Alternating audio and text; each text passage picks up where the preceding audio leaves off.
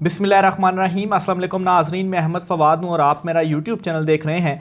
नाज़रीन, जस्टिस काजी फ़ाइज़ ईसा, ये जो सारा मामला इस वक्त हुआ है सुप्रीम कोर्ट ऑफ पाकिस्तान में, वो खामोश हो जाएंगे अगर कोई ये सोचता है तो ये बड़ी गलत फहमी होगी। कुछ तफसीलात आपके साथ मैं शेयर करूँगा कि जस्टिस काजी फ़ाइज़ ईसा अब चूँकि फ़ैसला आ चुका है तो अब इसके बाद वो क्या कर सकते हैं। और दूसरे नंबर पर नाज़रीन, जो वफाकी हुकूमत है, शहबाज हुकूमत, शहबाज काबीना, उनकी जानिब से भी वाज़े एक ये पैगाम तो आ चुका है कि 14 तारीख को हम इलेक्शंस नहीं करवाएंगे। और दूसरे नंबर पर नाज़रीन, आज अस्करी क़यादत से भी शहबाज शरीफ की ज़राए ये दावा करते हैं कि मुलाकात हुई है। कुछ अहम और एक्सक्लूसिव डिटेल्स हैं, एक तो इस हवाले से मैं आपके साथ चीज़ें शेयर करूँगा। सुप्रीम कोर्ट ऑफ पाकिस्तान के फैसले के बाद इलेक्शन कमीशन ने इलेक्शन का जो शेड्यूल है वो बाकायदा तौर पर जारी कर दिया है, उसका नोटिफिकेशन भी जारी कर दिया है। इस पर भी कुछ तफसीलात हैं, वो मैं आपके साथ शेयर करूँगा। इलेक्शन कमीशन ऑफ पाकिस्तान के इजलास की अंदरूनी कहानी आपके सामने रखूँगा। आज ये इजलास हुआ, उसके बाद ही ये नोटिफिकेशन जारी किया गया इलेक्शन के शेड्यूल का। हालांकि ये schedule Supreme Court of Pakistan दे चुकी थी और उसी शेड्यूल के मुताबिक ही इलेक्शन कमीशन ने जस्ट उसको तौसीक करते हुए आगे एक अपना जो नोटिफिकेशन है वो जारी किया है। नून लीग की पार्टी रुकनीत मनसूखी के हवाले से भी कुछ तफसीलात हैं, वो भी आपके साथ में शेयर करूँगा। तो आगाज़ नाज़रीन मैं यहाँ से करूँगा कि इलेक्शन कमीशन ऑफ पाकिस्तान ने जो शेड्यूल की जो अनाउंसमेंट है वो कर दी है। इलेक्शन कमीशन के शेड्यूल के मुताबिक नाज़रीन 10 तारीख इलेक्शन कमीशन ने ये मुकर्रर कर दी है कि लास्ट डेट होगी, जो जितने भी उम्मीदवार हैं वो अपने कागजात नामजदगी जमा करवा दें। और जो रिटर्निंग अफसरान हैं, क्योंकि उनके पास ऑलरेडी बहुत सारे लोग, जब पहला शेड्यूल जारी किया गया था तो उसके मुताबिक जो नॉमिनेशन पेपर्स थे वो उन्होंने जमा करवाए हुए थे और उन नॉमिनेशन पेपर्स के ऊपर जो एतराज़ात थे उनके फैसले करने थे रिटर्निंग अफसरान की जानिब से।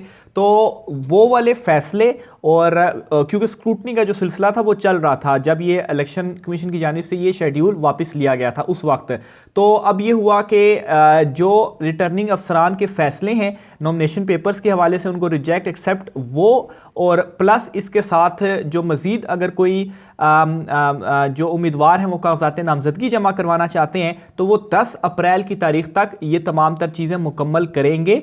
नॉमिनेशन पेपर्स भी और रिटर्निंग अफसरान भी जो रिजेक्ट करना है या उसको एक्सेप्ट करना है वो तमाम तर चीज़ें भी 10 तारीख तक कंप्लीट कर लेंगे। फिर इसके अलावा जो last date for deciding of appeals by the appellate tribunal, फिर उसके बाद जो ट्रिब्यूनल है जहाँ पर ये चैलेंज वगैरह हो जाती हैं अगर किसी के एक्सेप्ट ना हो, तो ट्रिब्यूनल को ये बाउंड कर दिया गया है कि 17 अप्रैल को वो इन तमाम तर अपीलों के ख़िलाफ़ जो फैसले अपीलों पर जो फैसले आएंगे इनको आपने फाइनलाइज़ कर देना है और 17 तारीख इसकी लास्ट डेट रखी गई है। इसके अलावा जो उम्मीदवार हैं उनकी जो फाइनल लिस्ट होगी वो 18 तारीख को पब्लिश कर दी जाएगी इलेक्शन कमीशन ऑफ पाकिस्तान की जानिब से 18 अप्रैल को। और अगर कोई उम्मीदवार अपना जो कागजात नामजदगी वापस लेना चाह रहा है तो उसके लिए भी 19 तारीख मुकर्रर की गई है कि 19 अप्रैल को जो उम्मीदवार कागजात नामजदगी वापस लेना चाहते हैं 19 अप्रैल तक वो ले सकते हैं।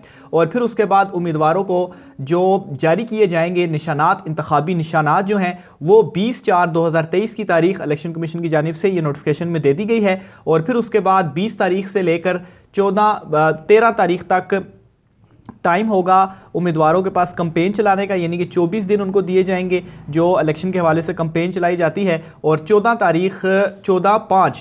मई को तारीख मुकर्रर की गई है इस नोटिफिकेशन के मुताबिक इलेक्शन कमीशन ऑफ पाकिस्तान ने कि पोलिंग का जो दिन है वो होगा। तो ये इलेक्शन कमीशन की तरफ से एक अहम अपडेट सामने आई है। इसमें इजलास भी हुआ है इलेक्शन कमीशन ऑफ पाकिस्तान के अंदर। उस इजलास की अंदरूनी कहानी में जो कुछ सोर्सेज ये बता रहे हैं कि इलेक्शन कमीशन ने ये डिस्कशन की है कि सुप्रीम कोर्ट ऑफ पाकिस्तान के फैसले के खिलाफ अपील में जाया जाए, लेकिन इलेक्शन कमीशन ऑफ पाकिस्तान की तरफ के पास कोई ऑप्शन अब ऑलमोस्ट ख़त्म हो चुके हैं क्योंकि सुप्रीम कोर्ट ने इतना ज़्यादा उनको बाउंड कर दिया है। और बिल्कुल सुप्रीम कोर्ट को ये स्टेप जो ये फैसला भी आया है, मेरे ख्याल से ज़्यादा चांसेस इस तरफ भी हो सकते थे कि चूँकि ऑर्डर नहीं माना गया पहला, इलेक्शन कमीशन ने सुप्रीम कोर्ट को आगाह भी नहीं किया और ख़ुद से ये शेड्यूल मुअत्तल कर दिया, तो उस पर कुछ कार्रवाई भी हो सकती थी। लेकिन still supreme Court of Pakistan ने जो एक मकसद था वो था इलेक्शन करवाना, इलेक्शन होने चाहिए थे। आइन में ये 90 दिन का मौजूद है। तो उस पर ये जो फैसला था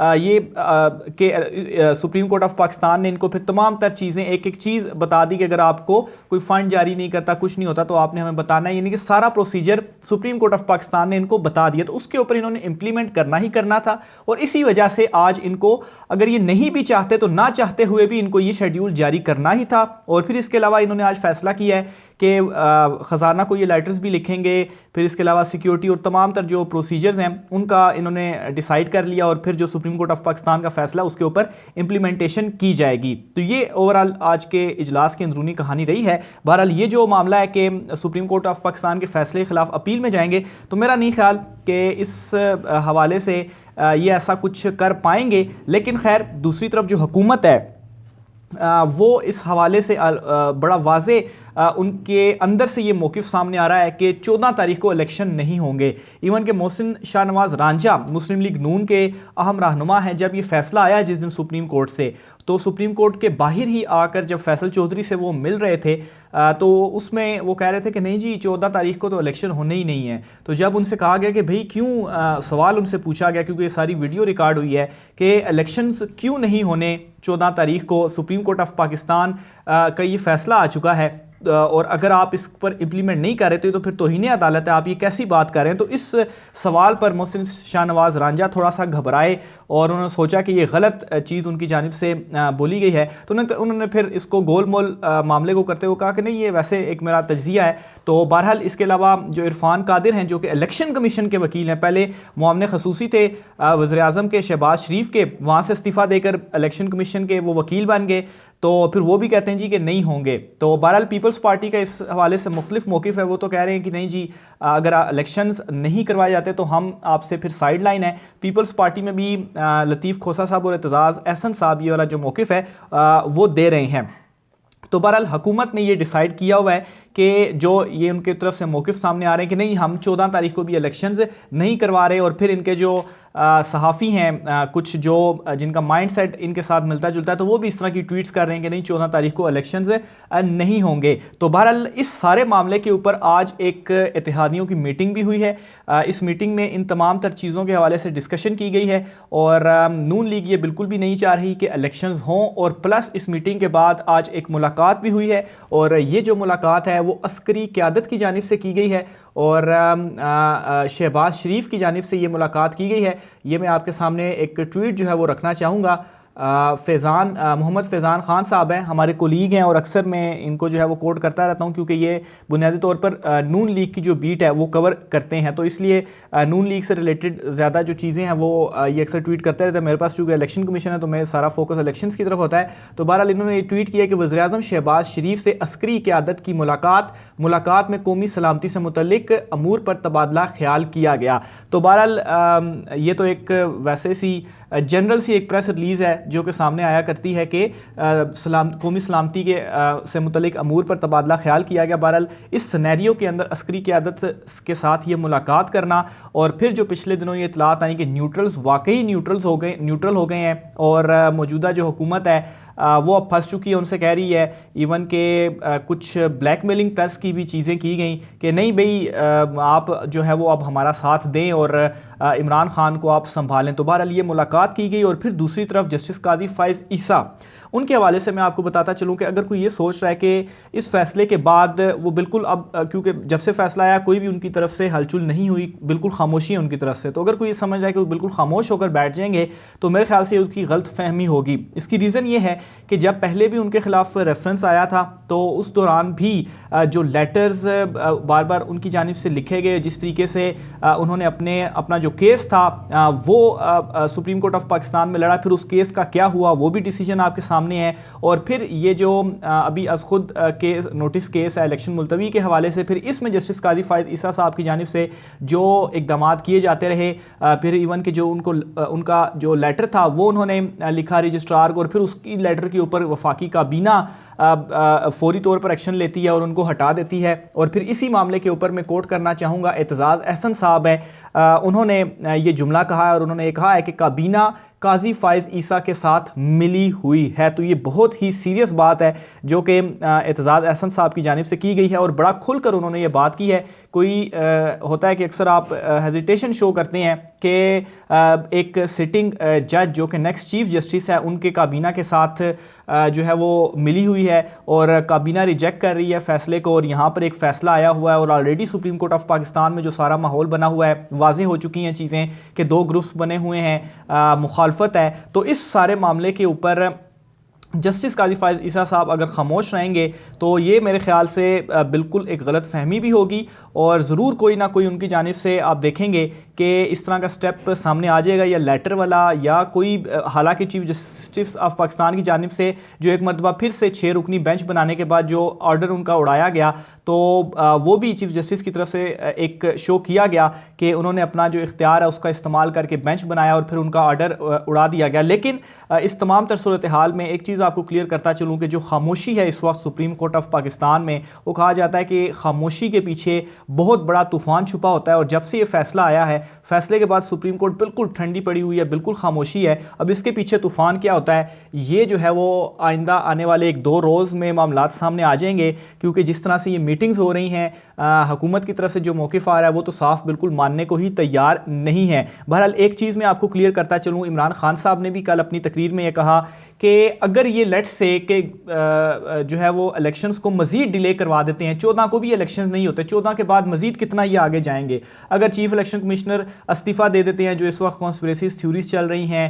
हुकूमत खड़ी हो जाती है और वो नाअहल हो जाते हैं सारे, जो कि मरीम नवाज़ की भी ख्वाहिश है कि शहबाज शरीफ नाअहल हो जाएं, वफाकी काबीना पूरी नाअहल हो जाती है, क्योंकि इस सूरत में अगर वो नाअहल होते हैं तो टाइम मज़ीद बाय कर लिया जाएगा। तो मज़ीद कितना टाइम आप बाय कर पाएंगे, 1 महीना या 2 महीने आप बाय कर पाएंगे। और लेट्स से अगर अक्टूबर में भी इलेक्शंस हो जाते हैं तो उस सूरत में भी आपने इलेक्शंस करवाने ही हैं, इलेक्शंस हर सूरत में होने हैं। और उससे होगा ये कि इमरान खान साहब ने भी कल इस चीज़ को अपना क्लियर किया कि अगर ये अक्टूबर में भी इलेक्शन करवाते हैं तो उसका मज़ीद इनको नुकसान होगा, क्योंकि पॉपुलैरिटी मेरी मज़ीद बढ़ती जाएगी। और लास्ट 11 मंथ से आप देख लें कि जब इमरान खान साहब के खिलाफ अदम एतमाद की तहरीक आई, उससे पहले जो एक माहौल बन गया था, इमरान खान साहब के अगेंस्ट पॉपुलैरिटी ग्राफ नीचे गिर चुका था। लेकिन फिर जैसे ही अदम एतमाद कामयाब हुई और फिर उसके बाद जिस तरीके से अवाम निकली और अब खुद नून लीग ये कहने पर मजबूर हो गई है कि उसी वक्त हमें इलेक्शंस में चला जाना चाहिए था। इस पर भी पूरा मैंने एक व्लॉग जो है वो तफसीलात हासिल की हुई है, मैं आपके साथ शेयर करूंगा कि इस वक्त नून लीग के अंदर क्या चल रहा है। जो मरीम नवाज़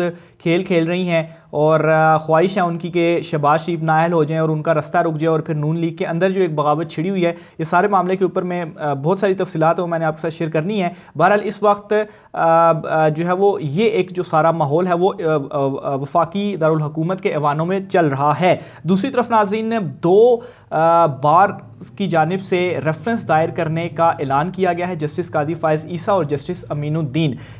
एक तो गुजरांवाला बार की जानिब से ऐलान किया गया है और दूसरे नंबर पर जो बार है पेशावर बार, गालबन ये 2 बार्स हैं।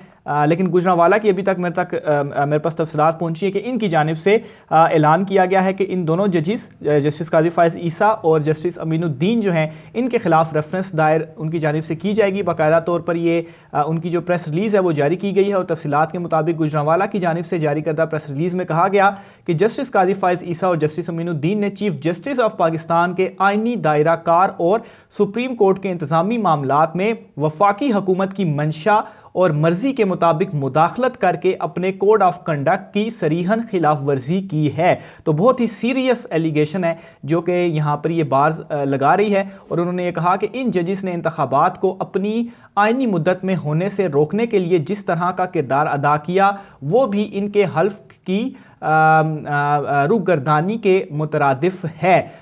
डिस्ट्रिक्ट बार एसोसिएशन ने प्रेस रिलीज में ऐलान किया कि हम मुतफिका तौर पर जस्टिस काजी फाइज ईसा और जस्टिस अमीनुद्दीन के खिलाफ रेफरेंस दायर कर रहे हैं। हमारी इस्तदा है कि इन दोनों को बतौर सुप्रीम कोर्ट जजिस के काम करने से रोका जाए। तो इससे पहले तो तफसीलात आ रही थी कि जस्टिस इजाजुल एहसन के अगेंस्ट जो रेफरेंस है वो लाने की धमकियां आ रही थी। तो बहरहाल ये बार की जानिब से बड़ा अहम जो ऐलान है वो आज किया जा चुका है। आखिर पे इमरान खान साहब के हवाले से भी एक खबर है वो मैं आपके साथ शेयर करना चाहूँगा। ममनुआ फंडिंग के हवाले से इस्लामाबाद हाई कोर्ट में एक केस चल रहा था, तो यहाँ पर FIA की जानिब से इमरान खान साहब की ज़मानत मनसूखी के लिए जो दरख्वास्त है वो दायर की गई थी, जो कि खारिज कर दी गई थी। आज इसका तफसीली फ़ैसला जारी हुआ है और इस तफसीली फ़ैसले के बाद आप यूँ समझें कि ये जो केस है, इस केस की जो रूह है वो निकाल कर रख दी गई है इस सुप्रीम कोर्ट ऑफ पाकिस्तान के इस्लामाबाद हाई कोर्ट का ये जो फ़ैसला है। और इस फैसले में कहा गया है, पहले वो सुन लें फिर आगे मैं इस पर चलता हूँ। तो ममनुआ फंडिंग केस में FIA ने इमरान खान की ज़मानत मनसूखी के लिए इस्लामाबाद हाई कोर्ट में दरख्वास्त दायर की थी। हाई कोर्ट ने ये दरख्वास्त खारिज की और FIA का पूरा जो केस है वो ही उड़ा कर रख दिया। वो किस तरीके से, फैसले के अंदर ये चीज़ लिखी हुई है कि एक भी सबूत नहीं कि आने वाली रकूम जुर्म से ली गई थी, ना स्टेट बैंक ने इन्हें गैर कानूनी कहा। इस्लामाबाद हाई कोर्ट के फैसले में कहा गया FIR में लगाए गए इल्ज़ामात का इमरान खान या तारिक शफ़ी से ताल्लुक़ ही नहीं। इमरान खान ने तो किसी एक भी बैंक दस्तावेज़ पर दस्तखत नहीं किए। तो ये जो पूरा ममनुआ फंडिंग के हवाले से एक प्रोपेगेंडा किया गया और एक माहौल बनाया गया, तो ये इस्लामाबाद हाई कोर्ट का फैसला है कि कोई सबूत ही आप पेश नहीं कर पाए और पूरा ये केस उड़ाकर रख दिया है। मज़ीद तफ़सीलात भी आपके साथ शेयर करूँगा, राय का इज़हार कीजिएगा। मुझे इजाज़त दीजिए, अल्लाह हाफ़िज़।